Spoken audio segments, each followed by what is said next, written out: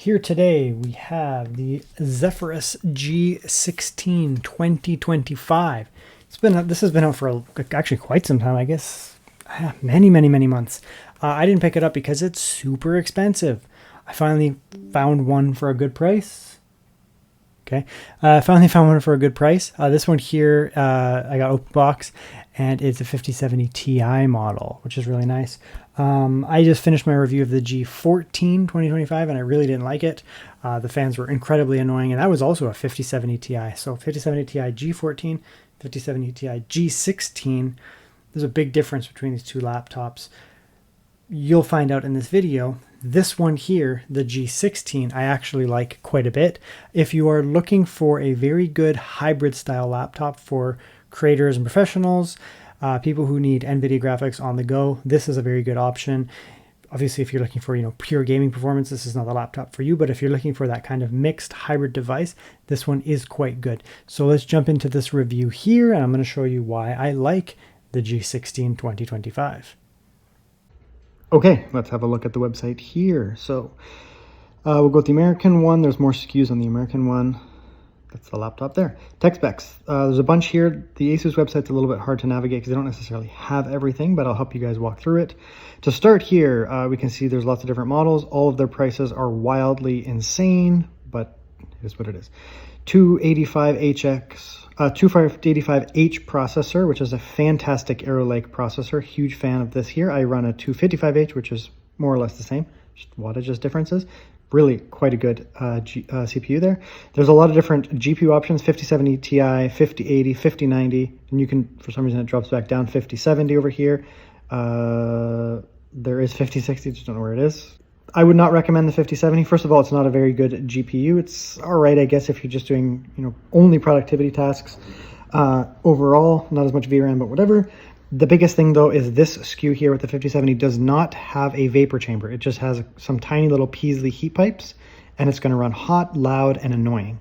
5070 Ti, 5080, 5090, you get into vapor chamber. That is a foundational, critical part of this laptop because it is extremely thin. So just write this one off. Don't even think about it. Don't even think about it. You're getting into one of these three here. We do have the same screen on all of them. 100% DCI-P3, lovely. 1600p, which is good at 16 inches. Wouldn't want to see it any lower. Pantone validated, etc. Again, these are creator laptops, hybrid laptops, so you're going to be wanting to get into professional type screens. These are fantastic screens, non-glossy as well. So lovely, lovely, lovely. And that Pantone validated goes a long way for professionals. Different amounts of RAM. This is a joke as well. 16 gigabytes. Get the fuck out of here.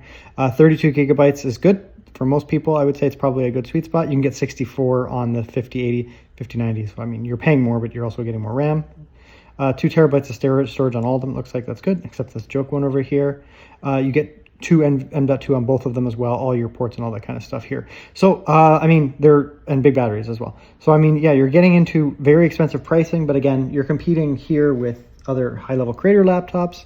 So, I mean, there is some justification for the price here. Just be aware, I mean, for your dollars, if you're looking for maximum gaming performance, it's not here. It's going to be, I don't know, like you're going to go in here and you're going to buy not a Zephyrus, you're going to buy, there you go, they get a Strix or something, right? Like these are going to crush the Zephyrus in terms of gaming performance. But for creator, professional type stuff or very hybrid type workflows, it's going to be hard to beat what is on offer here as long as you can afford it. Now this is the 5070 Ti model. So the 5070 Ti, 5080, and 5090 come with a vapor chamber. The lower models, 5070 and 5060, do not come with a vapor chamber. They come with heat pipes. I am not a fan of the heat pipe models here. Now, I have very recently tested a G14 2025 with the heat pipe setup, and if you watch my review, it drove me insane. It was unbelievably loud. The fans were constantly going, and when they were going, they were incredibly annoying. That's because it had these tiny Peasley pathetic little heat pipes. And yes, it's a thin laptop, but they try to put these higher wattage components in here. They're not full watts, but reasonably high wattage components in here, and then run them with a heat pipe, and it was insane. It was asinine. Here though, we have vapor chamber. Now I've actually had this for 2 weeks now, approximately 2 weeks, and I've used it a lot. I've done some video editing, I've done gaming, I've just messed about, just kind of sitting it around. The vapor chamber makes a huge difference. In terms of idle noise, just hanging out in windows, it is massively lower with the vapor chamber because it's able to just, you know, really keep things cool, which is kind of almost passively. These fans, they are going, but they're just going at probably the lowest possible settings, gently blowing air out. And even when you start to get under heavy loads, yeah, the fans can get loud, they can whatever, yada yada, we'll get to that section later, but it does bring down the need for the thing to just absolutely rip like crazy under even basic workloads. And these fans here, these are those shark tooth kind of fins that I call them, and they're incredibly annoying when they're very fast. They're not too bad when they're like a spinning low, can't really hear them much, but when they're really going, they're unbelievably annoying. They use this on the G14 and the G16. Interestingly, the Pro Art is basically like the same chassis, and it uses real normal fans. So what I'm saying here is that these fans can be incredibly annoying, unbelievably annoying, to the point of like it made the G14 a DOA laptop for me. But because this has the vapor chamber on the 5070 Ti, 5080, 5090, it more or less alleviates that problem. It still can get hot, still can get loud, but the vapor chamber does a much better job of keeping things cool. So as weird as this sounds, I mean, I don't really recommend this laptop at the 5060 or 5070, even though it is a fair bit cheaper, just because of the fan noise. It's so annoying. And last year I tested the G16 with a 50, I think it was the 5060, 5070, I can't remember. And it had the same issue, unbelievably loud. But this model with the vapor chamber, it basically alleviates that. So if you, as long as you're okay to get into those top 3 models and, you know, spend the money, just rest assured it will be much less annoying. So if you've watched other reviews with a 5060 and they're like, it's loud, it could just be that why. Speakers here, they're down firing, up firing. These speakers are, you know, we'll get to that section later, but they're unbelievable. The battery is quite large, 90 watt hour for a thin laptop. It is 16 inches, so there's a fair load of area here, but it's not super thick, and they do get a 90 watt hour in here with Arrow Lake CPUs, and the fact that the GPU can be disabled. We'll get to the battery section as well, but you know, battery life won't be an issue here. And where Intel used to be terrible for battery life, like I wouldn't recommend Intel for years. I was like, you're crazy if you bought Intel laptops. That's flipped on its head, where AMD is kind of asleep and Intel is where it's at. These Arrow Lakes offer incredible performance and battery life. You do have decent upgradability, I guess, for such a thin laptop. So nothing under here, but there is the NVMe. Tear this. NVMe here. So that's the NVMe 2. It's a slot. And then NVMe 1 is over here. Right. Comes full length 2280 with a little aluminum pad thingy on it. So dual is quite nice. The G14 doesn't have that. Whichever model you get, you only get one. Here, you know, this is going to be geared towards creative, professional type work. It is nice to be able to get a ton of storage in this thing. You'll be able to get lots and lots and lots. Now, as per usual, I will test the dual-sided NVMe test. Is critical for me. Take that out. Okay, take that out. This is a dual-sided NVMe. I'm actually not sure if that'll fit in there. We'll see. Yep, it'll fit just fine. I can see under there. That'll fit fine. There is these components, these little chips here might physically touch that. I'd put a little bit of like electrical tape under there, or like a little thermal thing, a thermal pad, like a super thin thermal pad, just to keep those not touching each other. They won't really, like, they're not conductive to another. That's plastic, that's plastic. But to be safe, I would put a little bit of electrical tape if the things are so close, keep it safe. So that will fit a dual-sided NVMe. This is 8 terabytes here, so you're gonna be able to get a ton of storage on that side. Let's check this one here while we're at it.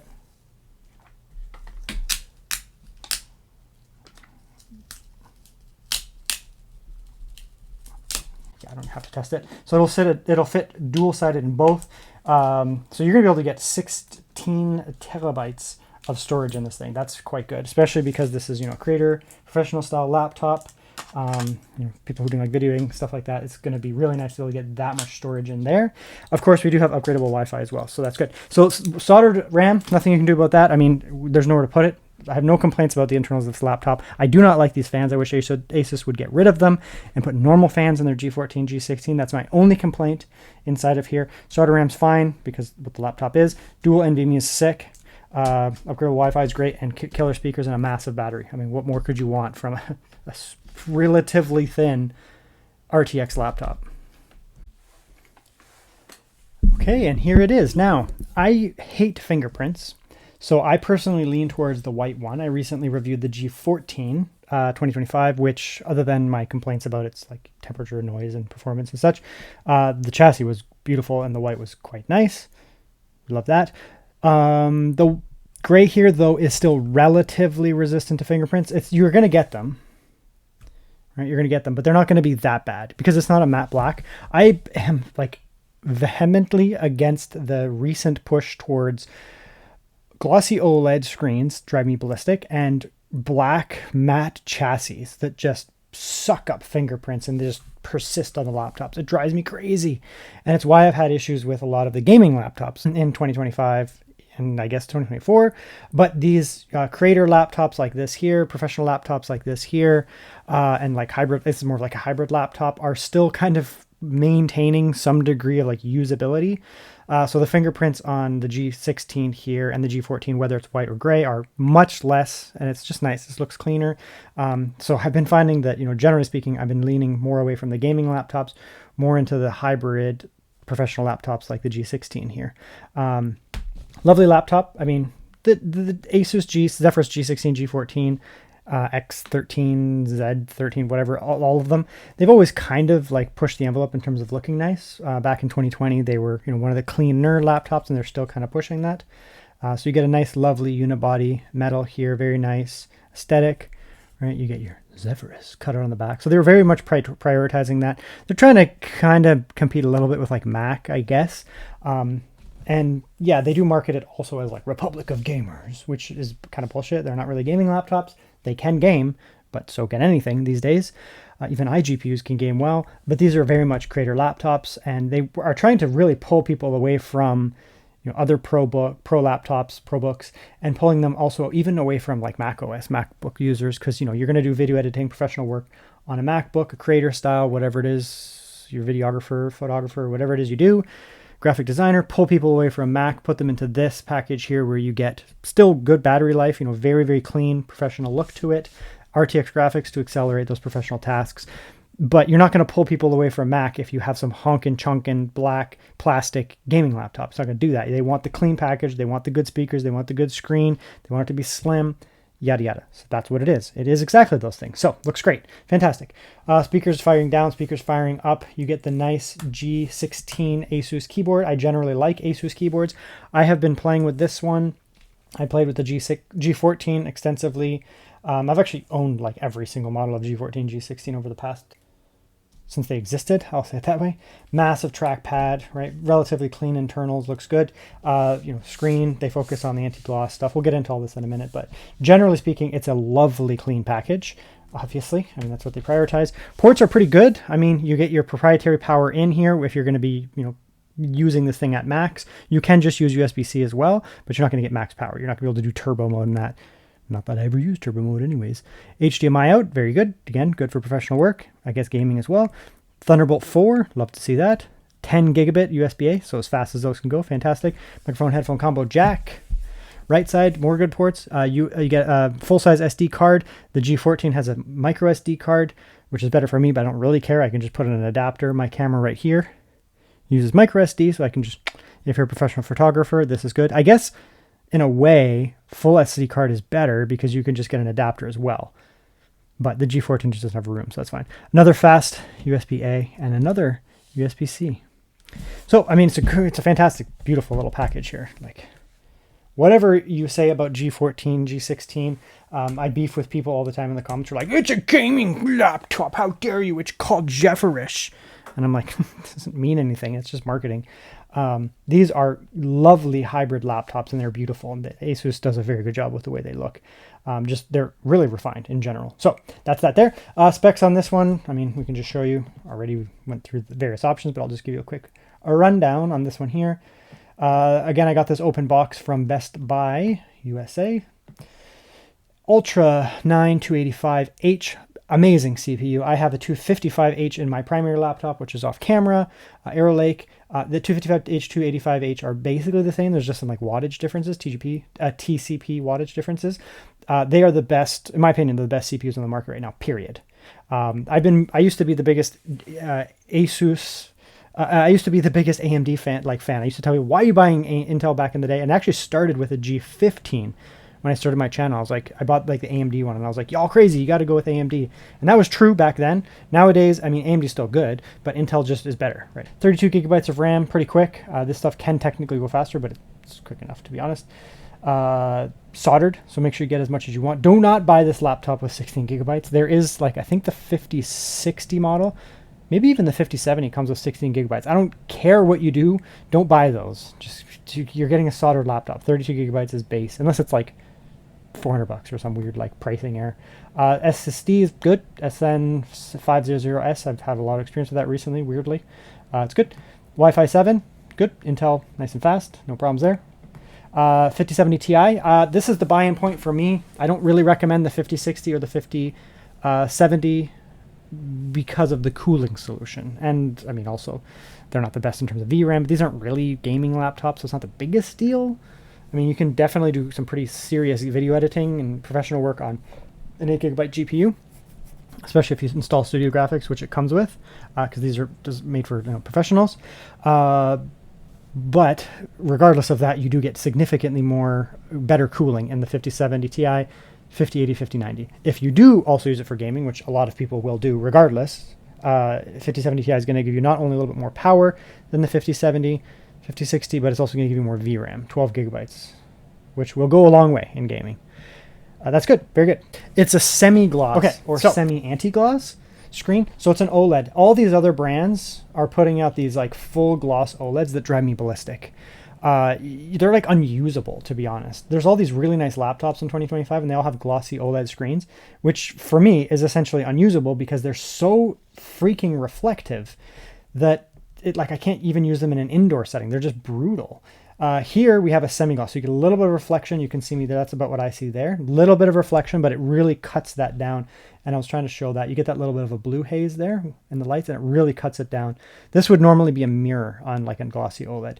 So that's great. You're going to get, obviously, OLED blacks. Because it's 100% DCI-P3 color space, you're also going to get lovely, rich royal reds is what I call them. I don't know what the actual color is, but you expand into that red color space, get lovely reds. Of course, you do get beautiful blacks. It may not be like quite as good as a full brutally glossy OLED in terms of like the blacks in the color space, but I do not care.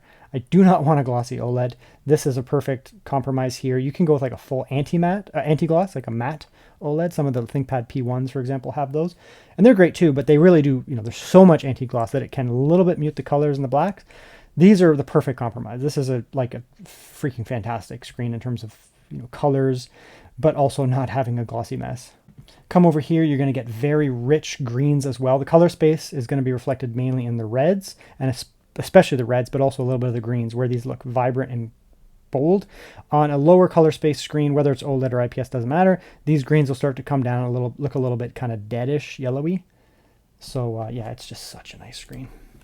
Beautiful, beautiful, beautiful screen, especially for content consumption. When we do some games, maybe I'll test like a vibrant game so we can kind of see what that looks like. It's a beautiful screen. Now, there is a negative with the screen, a major negative. And to be honest, this, other than the price of the laptop, this might be my only like true negative, and it's very hard to show. I bought this for me. This was going to be my laptop. I was like, you know what? I got it for a really good price. I was like, you know what? I'm going to use this laptop. It's going to be pretty much what I want. 5070 Ti is like kind of the perfect compromise. My favorite Arrow Lake CPU, good internals, yada, yada, yada, vapor chamber, all that kind of stuff. This may not show up on camera, but there is kind of brutal text fringing. What it is, I don't know if I can show it on camera. Can you see that? Maybe. It's more just like to the human eye. There is like a colored rainbow halo that comes around text. IPS doesn't have that. I use a equally vibrant IPS screen where it's about the same brightness, 500 nits, and it's 100% DCI-P3, and it's beautiful. And the text on my IPS screen it's so easy on the eyes. It's just so easy and beautiful. Now I don't get the OLED blacks, unfortunately. That sucks. But it's just easier on the eyes. I've been using this, like I said, for a couple weeks. I've done a lot of video editing. As you can see, like I have video editing folders in here. I'm doing a lot of video editing. And yeah, the text, the fringing, it's kind of like a weird halo kind of rainbow that comes around the text. It's really hard to capture on camera. I don't even know if it's possible. let's see. Yeah, I can't really see it on camera, but the text just doesn't look, it looks a little bit weird. Like it's not fully crisp. It's a little bit wonky. And that's because if I understand this correctly, I am not a monitor professional, but the OLEDs use a triangular pixel rather than, the traditional what you get on an IPS. And that can lead to a little bit of this like kind of weird, not perfect text and like a weird kind of halo look to it. You can run Microsoft Clear Type, which I have done, and unfortunately it didn't help. Clear Type, there it is. Clear Type. I did already do this, and it didn't help. Yeah, you can really see it here. Maybe that'll be where I can show it. Is it going to show up on camera? Let's see. It's so hard to show. Yeah, you can kind of see it on camera. It doesn't quite because I'm like literally recording the freaking pixels. But there's like, it's just, yeah, it's much worse in person. It just gets a little bit of like a weird halo-y effect around it because of that. Now, I don't think the vast majority of people are going to care. I stare at spreadsheets all day. I stare at letters all day. If you are buying this as a gaming laptop, primarily as a gaming laptop, you're not going to give a shit. If you're using this for watching shows, you're not going to give a shit. If you are using it primarily for things like just professional stuff, like video editing and like that kind of stuff, I don't actually think most people would care. Because you probably won't notice. I don't know. Like I don't have perfect vision. I'm sub 20/20 for sure. But my eyes aren't bad. So I don't wear glasses when I look at my computer. So it's not perfectly clear to me. But if I put on my glasses, take them off, it doesn't really make a difference. I can see about the same amount at this distance, and I can definitely notice it regardless. So yeah, I don't think most people are going to care, but I can definitely notice, and it does actually bother me. To the point where I can't use this as my daily driver laptop going forward, unfortunately, because it will bother me. And I do a lot of spreadsheet, a lot of text type stuff. It's just what I do professionally besides the YouTube type stuff. And it does actually start to bother my eyes where I start to get like, not like maybe a little bit of a headache, I guess, because I'm just constantly trying to like focus on it. It looks a little weird. But again, I don't think the vast majority of people will care. Okay, so we'll turn this up. Do watch your headphones. It is going to get quite loud.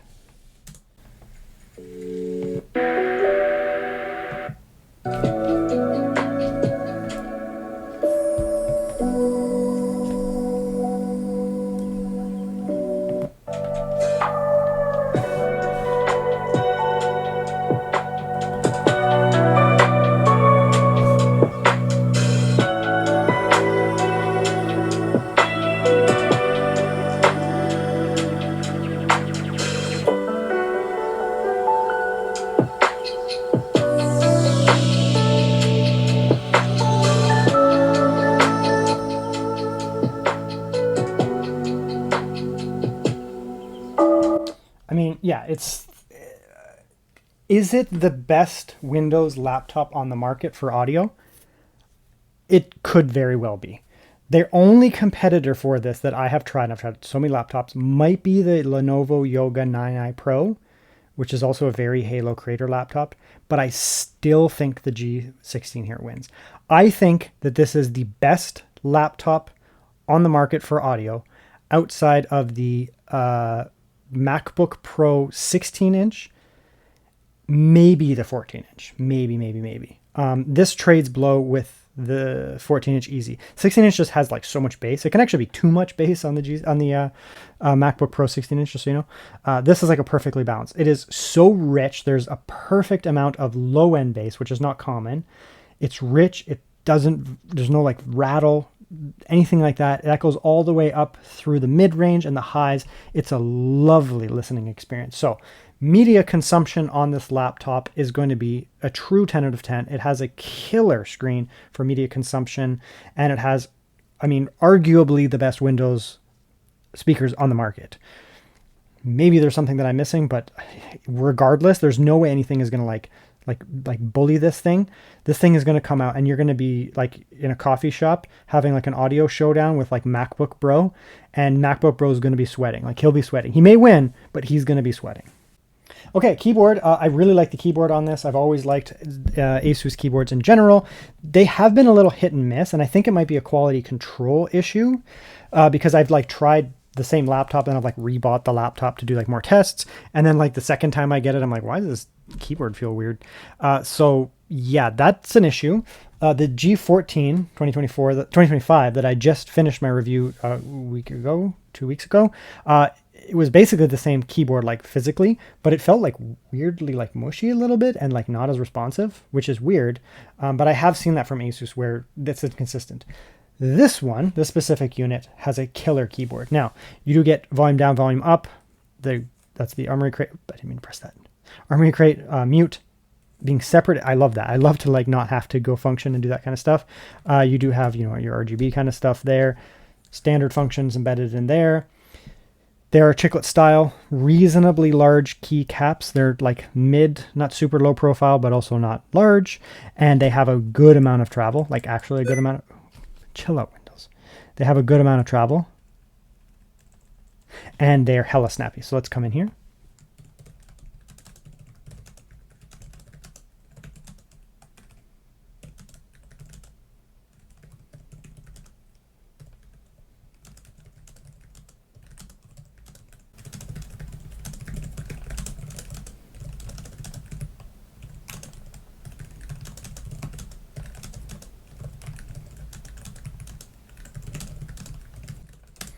Now, yeah, there's a few keyboards from a few different brands that I would maybe prefer, but there's no point in bringing it up. It's a fantastic keyboard. No complaints. Awesome. You'll love it. Snappy. Lots of travel. Boom. Use it. It's good.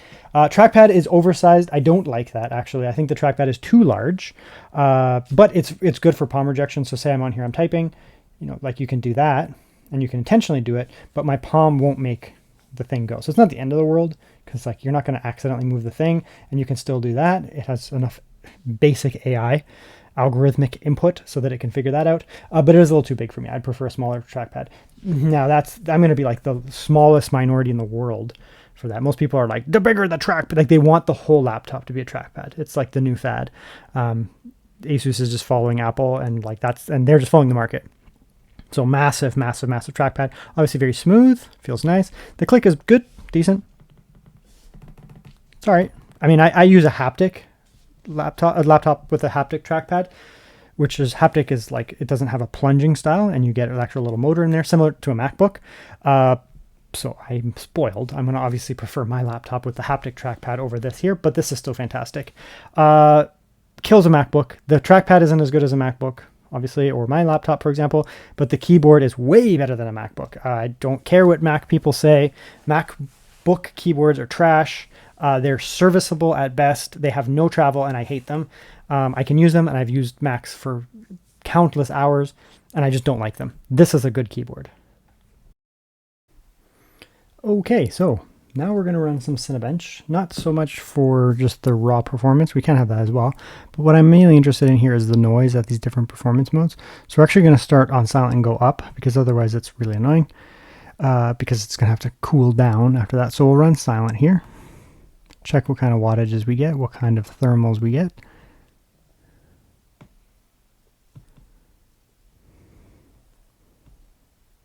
The laptop is silent, or, I mean, there are fans, but it's very quiet.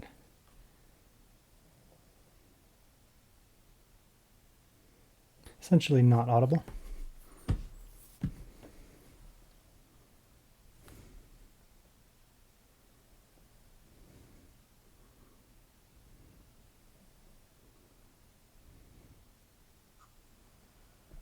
There, the fan's just turned on.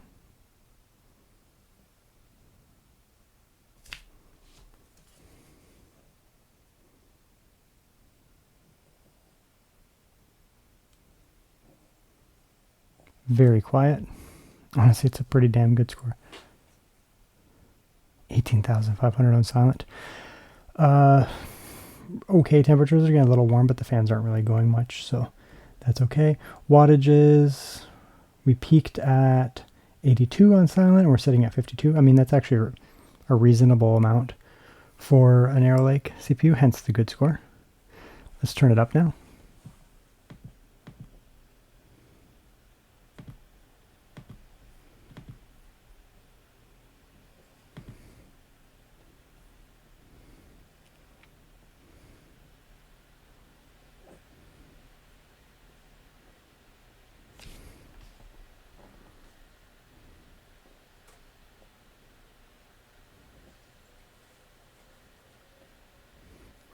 little higher, maybe an extra 10-ish watts, 10 or 11 watts.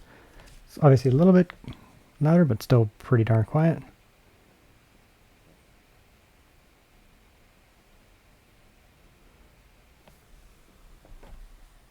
This is the type level where if I was, doing some heavier work and it was sitting on my lap, this is probably where I'd want to be. Wouldn't want to be much louder than this. It's not too bad.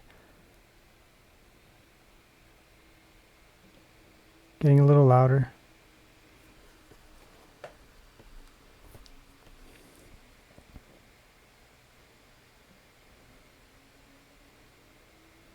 Getting a little bit louder. Obviously the fans will kick up and down to keep the temperatures down. It's a little warm, but it's fine. I mean, it'll be minor throttling. Okay, we'll go all the way up to a turbo mode now. Immediately louder, obviously.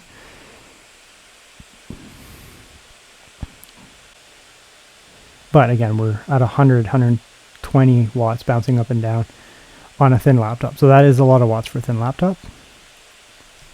Obviously, it's quite loud. But 56. Now, my ThinkBook's 14 Plus has a 255H, which gives me around the same score, and it runs much quieter because it's just the way that it's tuned. I mean, it is what it is. So this is definitely louder than that, but it's not bothering me. This acoustic at this level is not bothering me. Unlike the G14 with the heat pipes, those fans were just absolutely tearing, and it was making like a whirring sound, like something like that. And at the same time, it was also making kind of like a to the point of it actually would give me a headache and irritate me. And the G16 last year with the 4050 and the 4060, 4070 also were very annoying. This isn't exactly quiet, but it's also not annoying. So it's running well. You're getting good performance here. We'll jump in and we'll get the actual benchmark scores now, but overall it's not that irritating, and I think the vapor chamber goes a long way in this laptop. Okay, now we're about 8 minutes into the run. Now it's starting to make that kind of annoying whirring sound. It's pretty loud. I mean, we're getting constant throttling, but I mean, I would say at around the 5 or 6 minute mark, it started to become annoying. So, I mean, under heavy, constant CPU load, eventually it's going to start getting hotter and hotter and hotter, and it's going to become more and more and more annoying. But short burst, even like 3, 4, 5 minutes, turbo, it's not that bad. Prolonged turbo, yes, it's kind of annoying.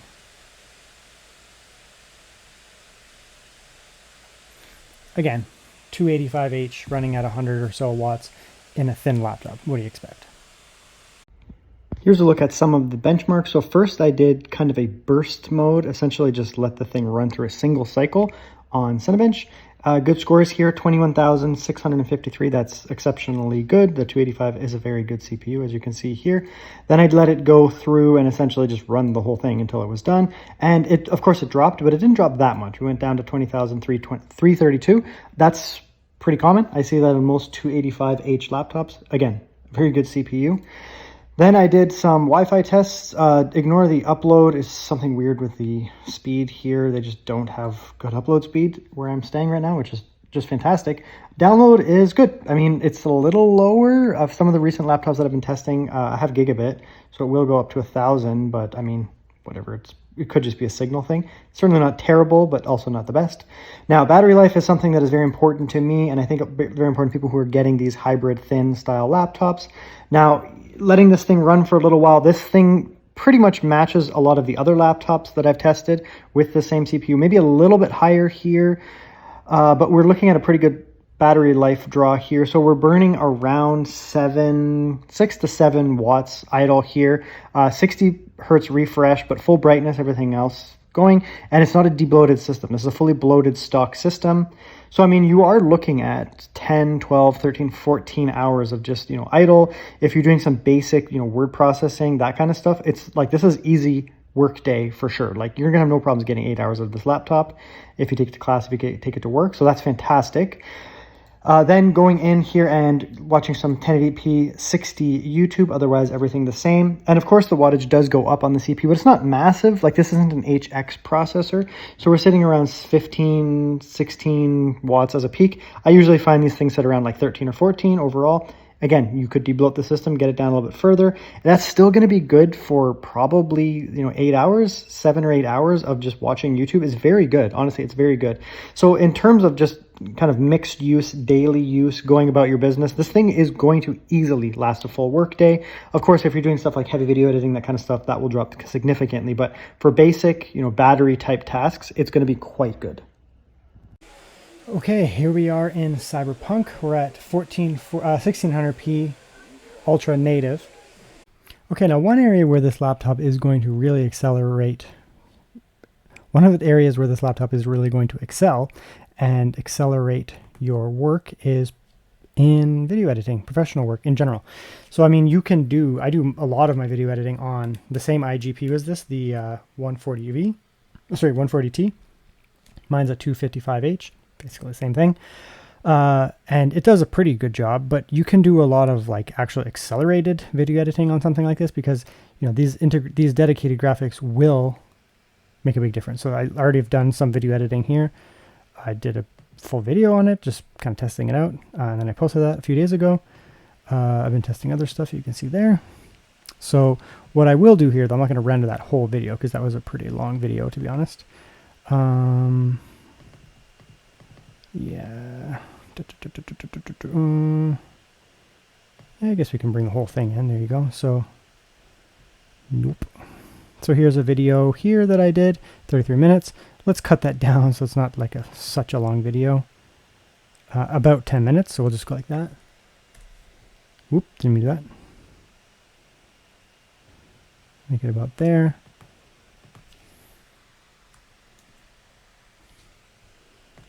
Okay, let's see what I'm doing here. Okay, so that's around approximately 10 minutes there. 4K 60. We can actually double this up. So we'll go like that. So it's a double track 4K 60. You could do more. Your choice. What we'll do here is we'll go like that. 4K 60. We come in here, we can do NVIDIA encoding. This HEVC, which is actually more demanding. It makes it more compressed. It makes it a fairly small file.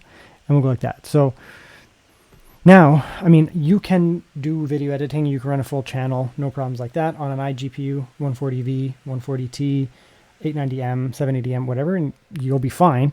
But the rendering times are going to be massively slower, obviously. So we'll come in here, like you can see, right, where are we here? So here, the 140, the RTX 5070 Ti is going to be just massively leveraged here. We have studio drivers installed, even from factory. It comes with studio graphics because this is it's a professional laptop. Again, you could install game-ready drivers and not going to make a huge difference, to be honest, especially for this. But, I mean, yeah, we're ripping fast here. So we're going to be about at 50% in, 50 seconds? Not even? 45 seconds? Yeah, so we're about a minute and a half to do a 10-minute 4K 60 video. To do that on the iGPU would be, it's almost not quite 1-to-1. It would probably be about 8 or 9 minutes, something like that, 8 or 9 minutes. So it's like 4 or even 5 times faster to use these NVIDIA graphics. Now, you don't need the 5070 Ti. You can video edit on a 5060, even a 5050. It's going to massively accelerate your performance. Getting into something like a 5090 would then even be faster because there are encoders, like there's dedicated encoders, that kind of stuff, and there's more of them there, so that will help.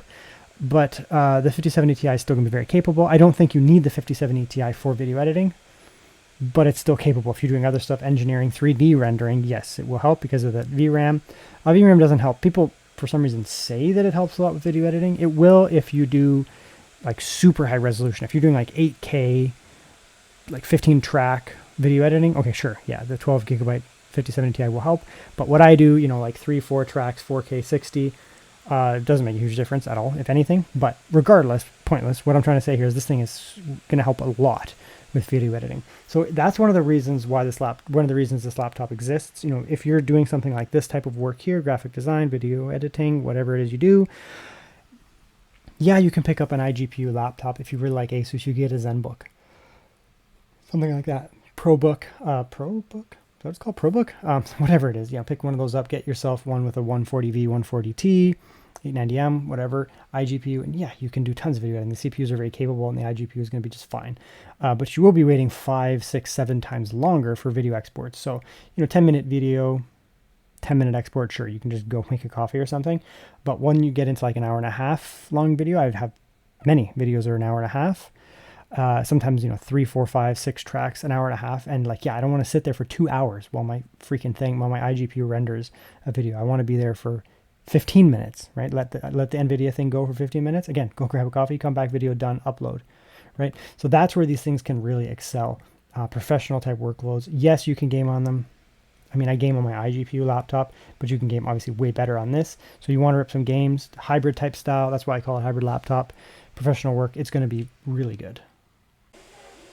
I mean, you would want more from a 5070 Ti, but it's not the highest wattage, right? It's not a 115, 120, even a 130 watt. This GPU, theoretically, it can boost up a little bit more, but in a game like Cyberpunk here that's using a little bit of the wattages as well on the CPU, it's not going to happen. This system you're going to be running into, this is why it's not a true gaming laptop. True gaming laptops prioritize cooling and performance over anything. Like, there's other benefits, ups, downs, negatives, other things they may prioritize as well, but they do prioritize performance and cooling, typically. So here, I mean, we don't have that, right? We have GPU wattage at about 100 watts, which is okay. It's not bad, but the full version of this can hit 130, and it does actually scale better. It's not like the 5060, 5070, where adding more watts doesn't do much. Here it does. So we are chopping off, 25 to 30 watts off of the GPU, which is a lot actually. The CPU here, we're getting a situation here where we're just that cooling in there, that shared cooling. It's not a lot for a GPU hitting 105 and a CPU hitting 25. As you saw before when we did Cinebench, we were throttling pretty bad at 100 watts, 115 watts on the CPU. That's a shared cooling system. So now we're doing like 125, 130 watts between the two of them.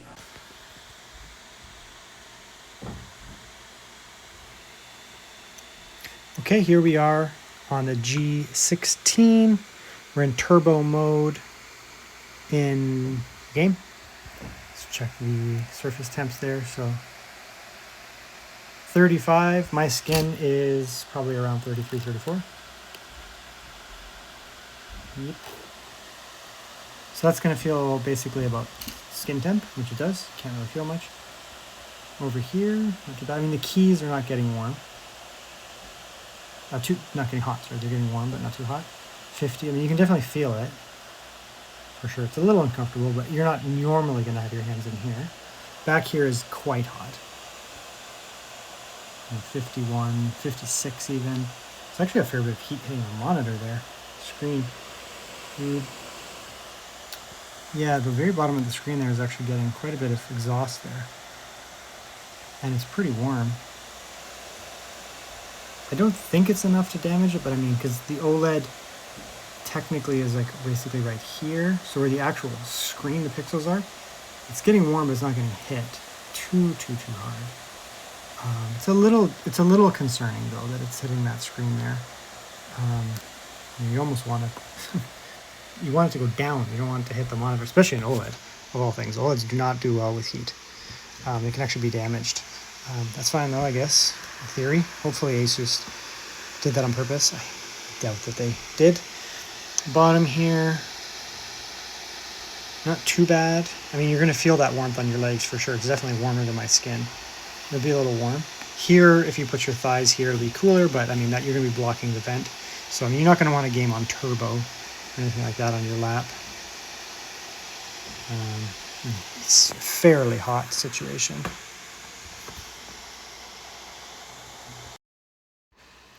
Okay, here we are in performance mode.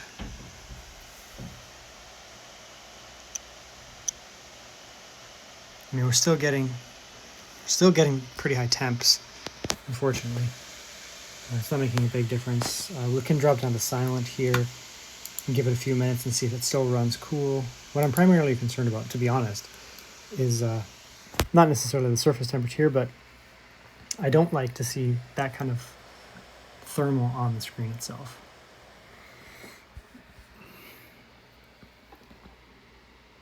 I mean, it's putting out less air, but there still is air going directly onto the screen. I can feel it.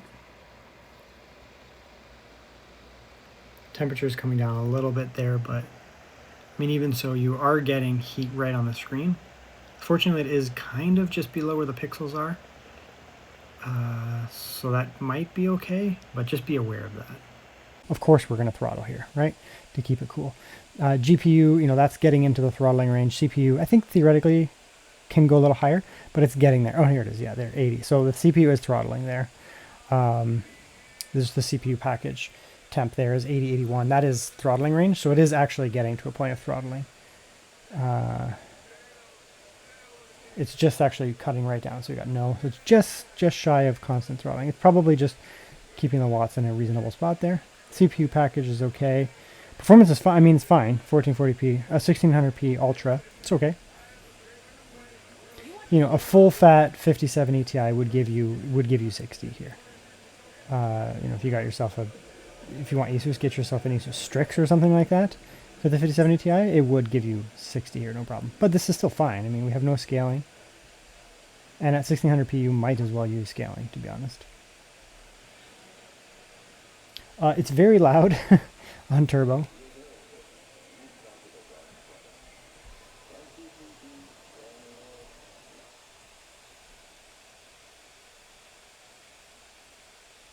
It's fairly annoying, but not the end of the world. I wouldn't say it's too bad. We can throw on a little bit of scaling here, though, and that should get us to the performance that I would say I would want.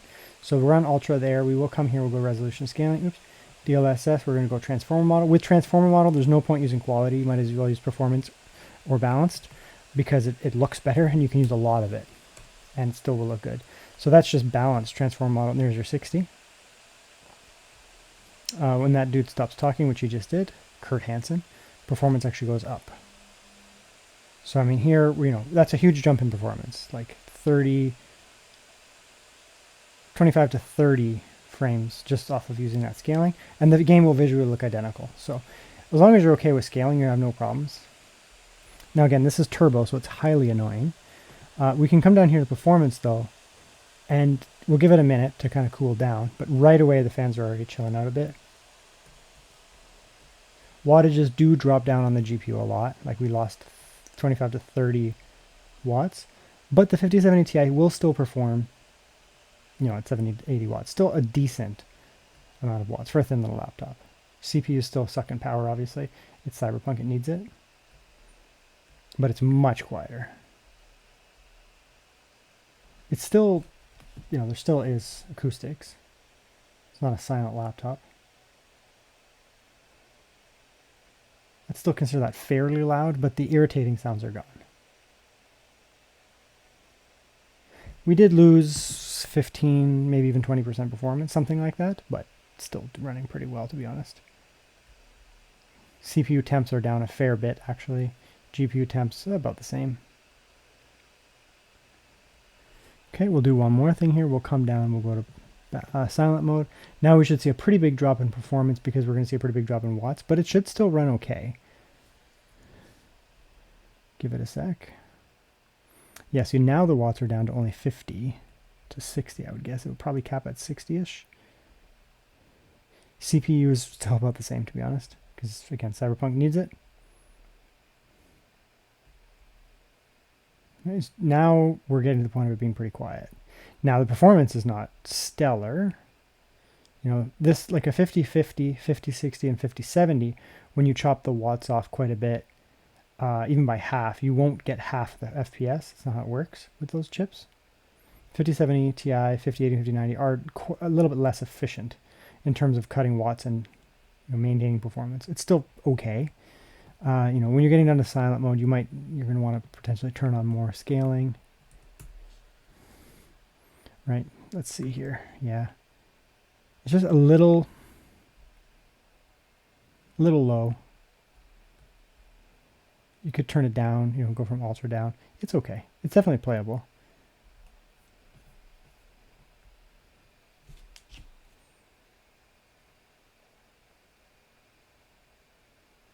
Again, it's not going to match like a Strix or a Legion or something like that on silent mode because they're such bigger laptops. They can basically go almost completely silent on their silent modes. Let's try one more game. Settings here. We're in turbo obviously because you can hear the noise. 1600p. We're in Nightmare.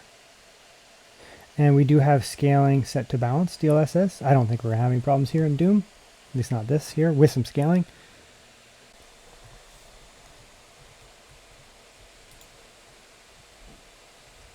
Yeah, it's going to run just fine. Pretty annoying, but I mean, it's Doom, so typically you're going to probably have the music cranked up anyways, but it's running just fine, to be honest.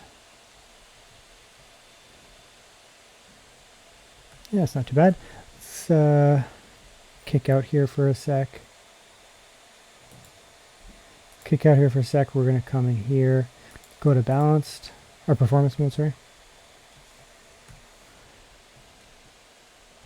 GPU didn't change much, maybe a little bit. CPU still getting hit pretty hard. Again, these shooter games are definitely going to hit CPU pretty hard. It is a lot quieter, considerably quieter. Performance still good. I mean, not able to hit 60 anymore. Again, we're at Nightmare. Yeah, we're close. I mean, we're dropping down into the 50s, mid 50s, but it's not bad.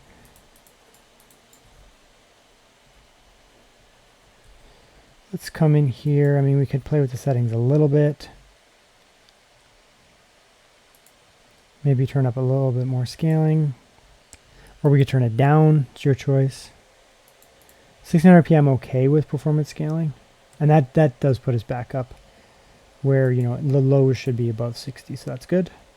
The average should be above 60 most of the time. A little annoying, but it's not too bad.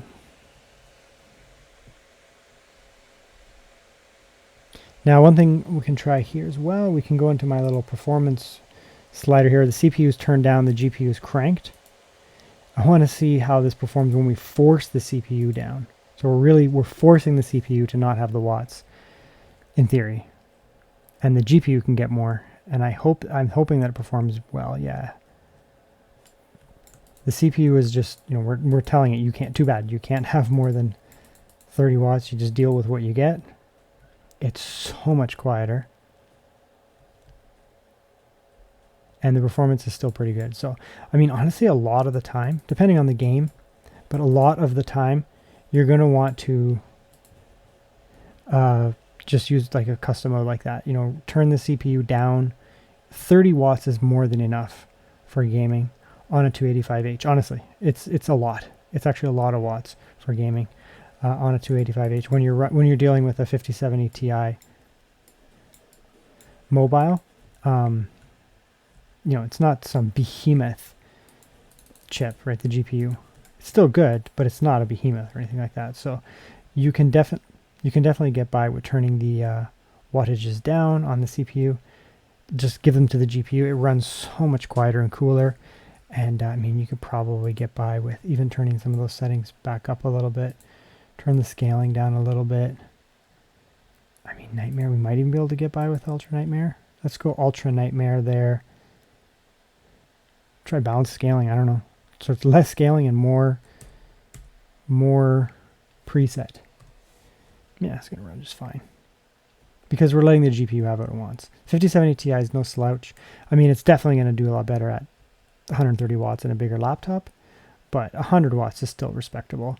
The biggest issue here is, you're really going to be dealing with noise. You're not going to want to let this thing just go full bore, but it performs decent. I mean, it's not bad. But yeah, not bad.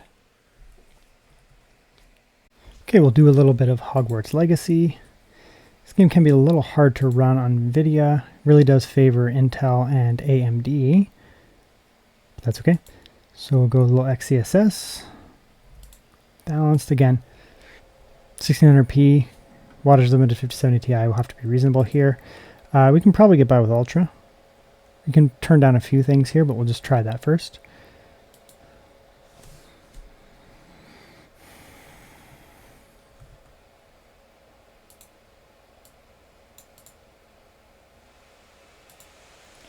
So here we are in performance mode, 1600p ultra with balanced scaling. I'm going to be primarily worried about the lows. It's not necessarily so much that it's, 5070 Ti versus a 5080. It's just kind of NVIDIA does not do as well in this game. It's okay. I mean, you'd want more, to be honest, from a laptop of this price at 1600p with scaling. The lows aren't great.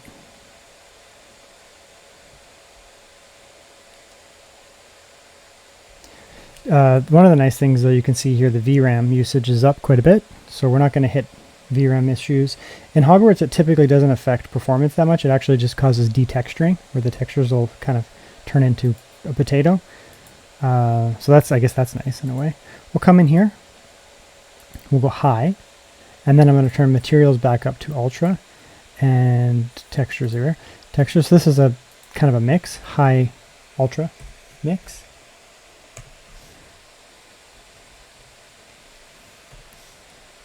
Let's try that. It's doing okay.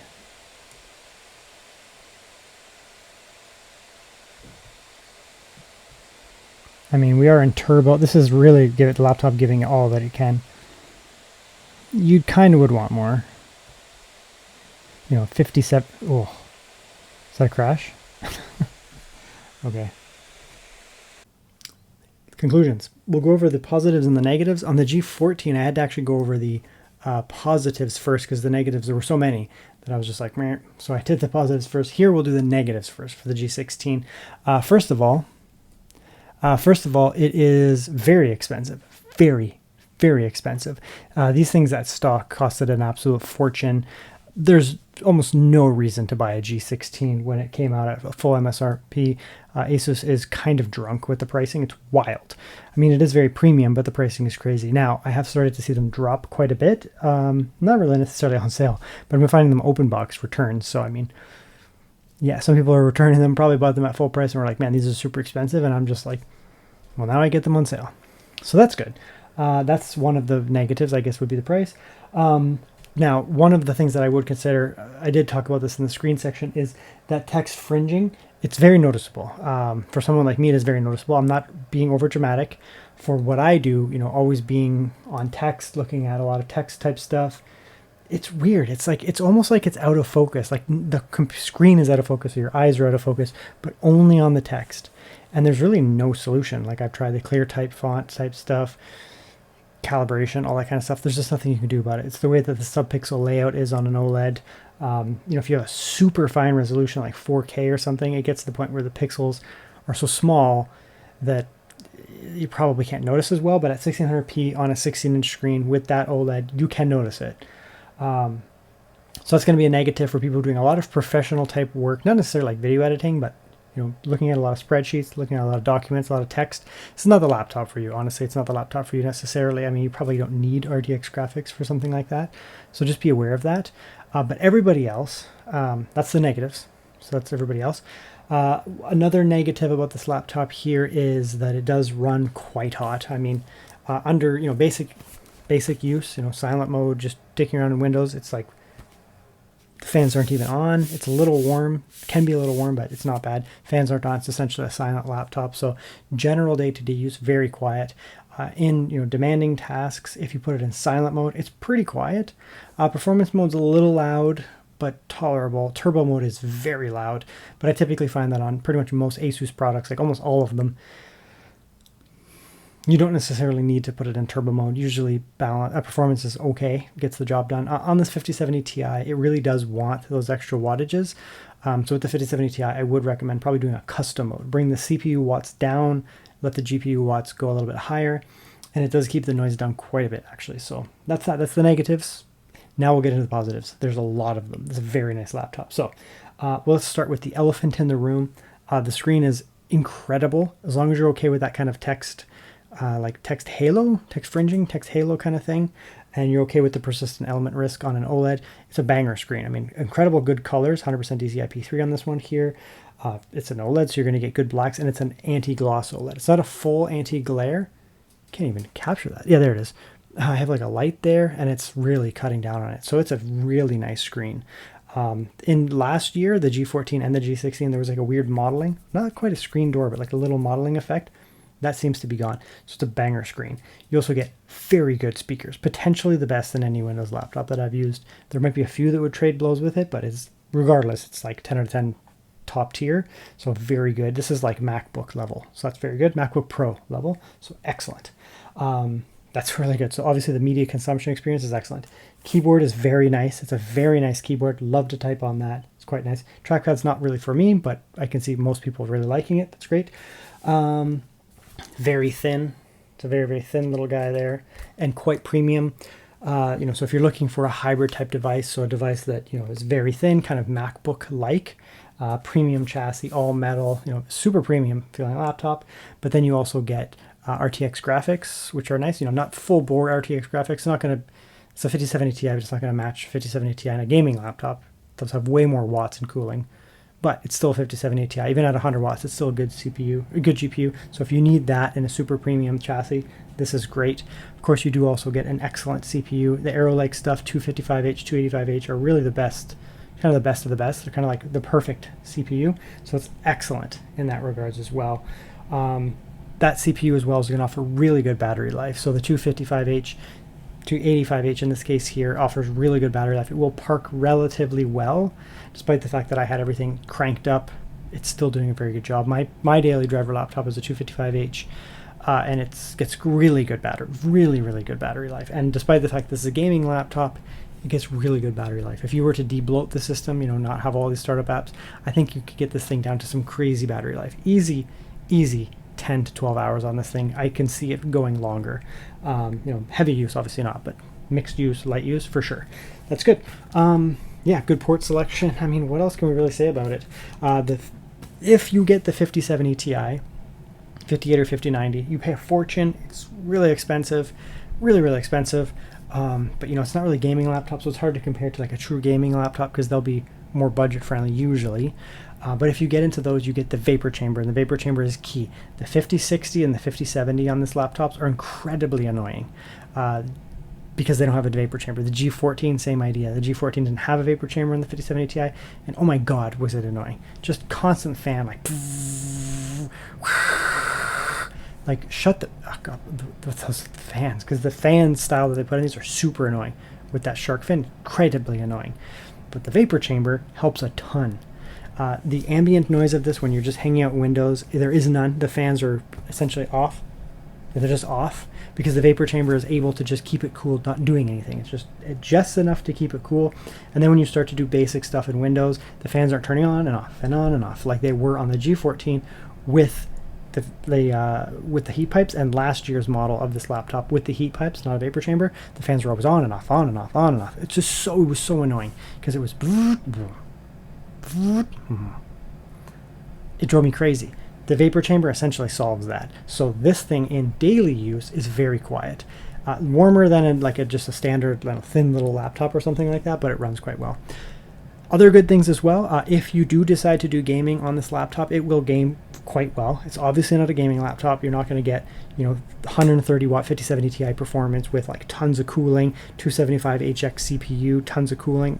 It's not that. It's not a gaming laptop. It's not going to compete with an ASUS Strix or something like that with the same CPU or the same GPU. It's not even close compared to a Legion 7i with a 5070 Ti. Not even close. But it still is capable of doing it. It's going to beat out my laptop, my daily driver laptop with the same iGPU, but mine doesn't have a DGPU. So this is way faster than that in gaming. I still game on my laptop, but this is much faster. Again, won't compete with a true gaming laptop, but you can still do a lot of gaming. Professional tasks, video editing, all that kind of stuff. It's going to be fantastic. So it's a very nice laptop. I think now is the time to start buying them. We're coming up to Black Friday 2025 right now.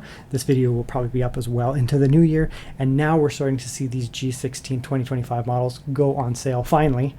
And on top of that, you also have the option of open box. So now you're getting to the point where these things are becoming quite compelling.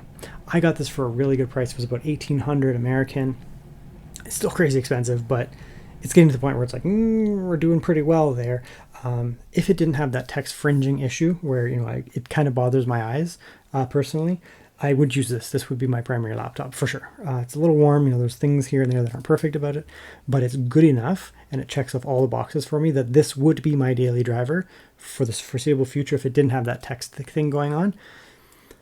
I'm very picky though. So I think that for a lot of people, if you can justify the cost, if you can justify the cost of this one here, you're not looking for max gaming performance, I think this is a really good laptop. 5070 Ti might be the sweet spot because the 5080, 5090 get unbelievably expensive, but you still get the vapor chamber on the 5070 Ti, which really saves this laptop. So it is actually quite a good laptop. Isn't that crazy? I can give ASUS good reviews if they make good products, and I think this is a very good product. Price is still wild, but everything seems to be expensive these days. So if you can snag one of these G16s, this is Tech Guy Bo, the most critical person when it comes to prices, and I'm like, you better give me something good if the price is that high. But I think this one does deliver quite well. So if you can find this laptop on a good price and it does check off the boxes for what you need, you're aware that it's a little bit thinner, not going to run as cool as some laptops, not going to be as performant, but you're going to get an incredibly premium package, this is the one. It's awesome.